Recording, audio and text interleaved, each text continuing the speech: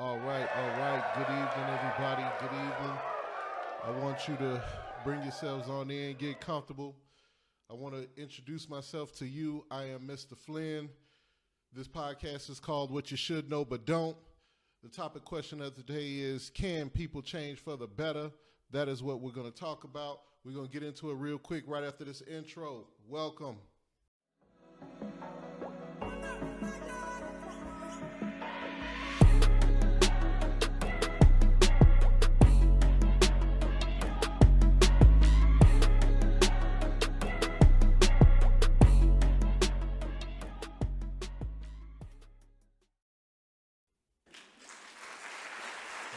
All right. I appreciate you all being here. Once again, as I said, welcome to my podcast. This is a mini-series, but the podcast is What You Should Know But Don't. I am your host, Mr. Flynn. The topic question is, can people change for the better? So, off top, I want to tell you this is episode 1 of a mini-series. But before I get into today's topic any further, I want to tell you up front that this episode will not be like the other episodes that'll follow. I'm going to do this first one a little differently from the others. I feel it's, important for me to introduce myself to you, host the audience. And hopefully by the end of this episode, you'll have a better understanding of who I am and why I'm doing this podcast in the first place. So this is a special one. It won't be like the others. It's one-on-one. But let's get into it, shall we? I always want people to walk away from these episodes knowing something, that you didn't know before. Hence the title, the podcast, What You Should Know But Don't. I feel like one of the most important contributions I can make to my community is sharing information. I believe information is king and knowledge is power. So by the end of every episode in this mini-series, I want you to be informed, enlightened, or educated on something you didn't know before. Now, the format is this. Every episode, I'll present you with a topic question. I'll discuss it, and by the end of the episode, I'll try to give my best answer to the question or give you what I think is the best answer to the question, okay? All right. So, all right, let's get into this. Let's get started. Here we go. One time for the one time. I want to dedicate this episode to people who want to change, those who are scared to change, those who don't know how to change, and those who don't believe people really change at all. I want to share my story with you and tell you where I've been and how I got to where I am now, and all the while addressing the topic question of the day, all right, which is, can people change for the better? So, first off, let me say about me. I am nobody special, I was living a regular life like most people I know from where I'm from. However, I'll tell you this, I wasn't really content with the type of life I was living. I was having fun and, little happy moments here and there, but I wasn't really satisfied, satisfied with life or satisfied with who I was as a person. I spent a large part of my late teens into my early 30s, just kind of like hanging out with my friends, smoking weed, sometimes selling weed, you know what I'm saying?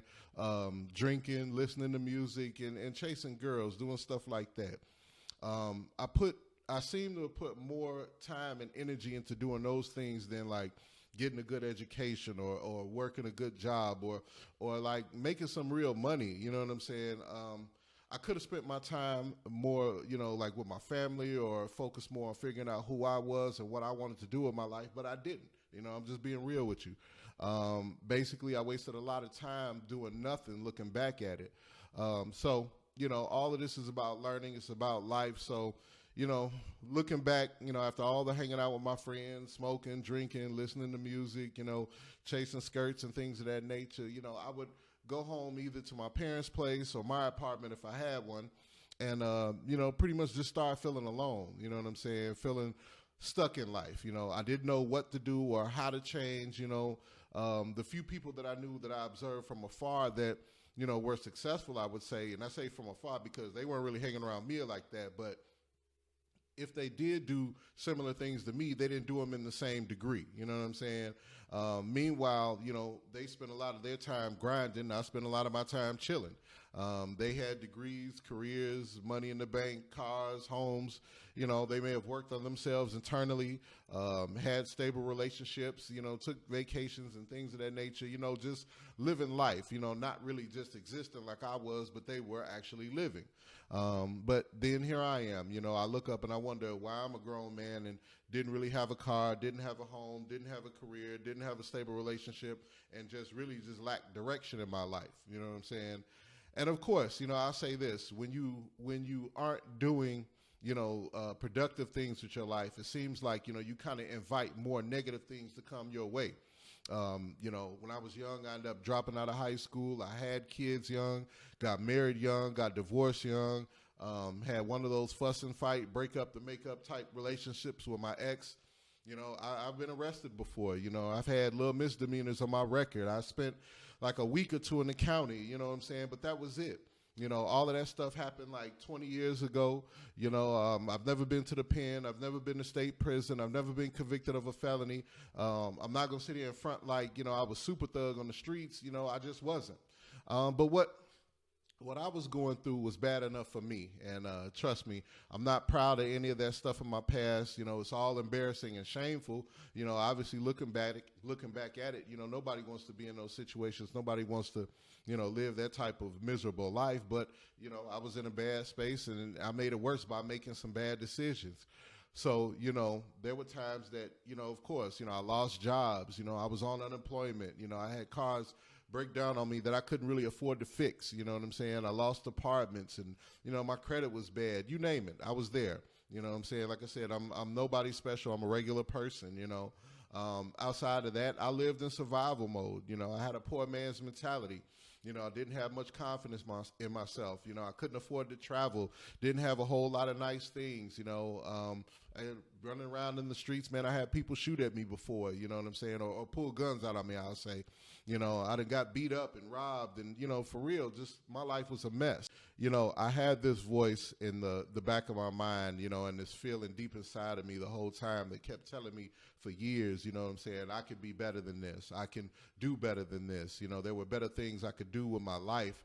You know, I didn't know how or I didn't know why, but these thoughts inside of me, you know, they just wouldn't go away. No matter how badly I messed up or how many years I heard them and didn't listen, they were just there, you know. I would say my turning point, you know, after naming all that stuff that I've been through, all that drama and turmoil, I would say my turning point came when, like, the last girl I was dating, you know, we were living together. I remember we got into it or whatever, and, you know, she called herself putting me out. And I found myself back at my parents' house, you know what I'm saying, sleeping on the couch in the living room with the family dog, you know. I had no money, no job, no car, no place to stay on my own, you know, no woman or stable relationship in my life. And that was that, you know what I'm saying? And I was so ashamed to be, you know, back at my parents' house. You know, I felt depressed and even worse when my mama started getting on my case because I was being a bum. And by right, she, you know, she was telling me the truth. She would get on me like, dude, you messing up. And, you know, I ain't want to hear it all the time. You know, I'd leave the house and try to stay gone till they went to sleep or whatever. But, you know, using the little money I had, either I bummed it for her or, you know, just wherever I got little money from, you know, I'd spend my money on a pack of Newports, you know, 2 cigarillos, a bag of weed, and go to the local bar. You know what I'm saying? I would sit there, drink for a couple hours, watch sports, run my mouth, you know, get drunk, whatever. And what I was trying to do was basically wait my parents out, you know what I'm saying? You know, wait till they were asleep, and then I would head back home, you know, smoke my little blunt on the way, and, you know, just to get home, sneak in, pass out, and wake up the next day and repeat the steps all over again. You know, this lasted for a few months. You know, how my parents put up with it, I have no idea, but I guess that was love and mercy. But that was my rock bottom, you know what I'm saying? One night, I remember sitting at the table, you know, with my stepdad, who I honor as my father. You know, he's a man of a few words, but a very positive guy. You know, I guess knowing the type of person I was and probably seeing me just doing nothing with myself, I assumed, you know, I probably looked miserable to him. You know what I'm saying? I remember him asking me, you know, what's stopping you from giving your life to God, you know? And I couldn't think of a legitimate reason. You know, I didn't have a real answer to give him at the time, so I just said nothing. You know, now I'm a kind of switch gears here and just say, you may not be into the whole religious thing, and I can't tell you that I always was either. You know what I'm saying? I grew up in church, since I was little, but to be honest, I was burnt out on that church stuff by the time I hit my late teens, which, coincidentally was when my life started, taking that downward turn. But that particular night, though, when my stepfather was talking to me, it was different for me. I remember after I talked to him, I got on the phone, called my pastor up. I'm all, excited or whatever. The phone rang, but it went to voicemail. I left him a message, kind of telling him my situation, but, he didn't call me back that night, and I felt like, I don't know if you've ever seen like those little cartoons or whatever, where you have like the angel on one side and the devil on the other, you know what I'm saying? It was like the devil was talking to me like, see, you tried, but it didn't work out, and all I could do from there was just, I don't know, try to get my mind straight. I was supposed to go into my normal routine, get ready, hit the bar, do the things I've been doing. But something told me that night, just chill, go to sleep, and I did. I woke up that next morning and my pastor was calling me back. He had got my message and, really his only question to me was, are you still interested in giving your life to God? Now, again, I'll say this. You may not know what being saved means or what it's like to give your life to God or what's that all about. But for me, what it meant was having a way to live, you know what I'm saying, like a code of conduct or a protocol to follow. So I didn't really have structure in my life, but whatever I wanted to do, I did. And what I was doing obviously wasn't getting me anywhere. I didn't know how to live successfully. I didn't know how to be a good person consistently. I didn't know what steps to take to make my life better. I was used to just getting by, and that wasn't working for me anymore. So for me to give up kind of living wild and bring order to my life, I had to ask God to forgive me of my sins and show me how to be a good person and live right. The whole idea behind being a Christian is that, you're trying to imitate the life of Jesus. You're trying to imitate the life of Christ. This means I couldn't do all the things I was doing before. Since my life was out of control, I needed discipline to make it better. That was one of the most important things that having a real relationship with God has done for me. Even though God gives us all free will and we can do what we want to do, I had to realize that doing any and everything wasn't good for me. You know what I'm saying? I had to get militant about my life and give up some things, stay away from some people, and strive to live clean, sober, and, a decent life. That was the commitment. That was the hugest turning point in the whole story. I committed to God that day. It was on November 19th, 2010. I promised to keep my faith in him no matter what, regardless of how hard life got or whether I understood everything he wanted me to do or not, or if I knew what steps to take or not. It didn't matter. You know what I'm saying? If I felt like giving up or was tired of keeping myself in check, I would keep believing, keep trusting, and follow his plan for my life. That was the deal. That was the commitment that I made, way back then, So I can tell you right now, it's been almost 13 years since I made that commitment, and I'm still holding on to it today. My life has gotten 1,000% better since that moment in time. It's not perfect, but things have gotten a whole lot better. I went on to get better jobs. I got better cars. I ended up writing a book. I got married to an awesome woman. I built up my credit, went back to school, became an honors student, got a bachelor's degree and a master's degree, bought a home, traveled all over the world. I never got in trouble with the law again. I watched my children grow up into their own independence. I developed a good relationship with my ex-wife and her husband. I started mentoring youth in the community and served the public through city government, in addition to a whole bunch of other great stuff that I could go on and on about. But I'll say this, for me, all of those changes and more was a result of me putting my life in God's hands. That was it. You know what I'm saying?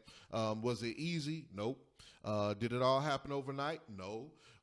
Did I have to push myself to think and act differently? Absolutely. Did I have to treat people better? Yes. Did I lose some friends? Definitely.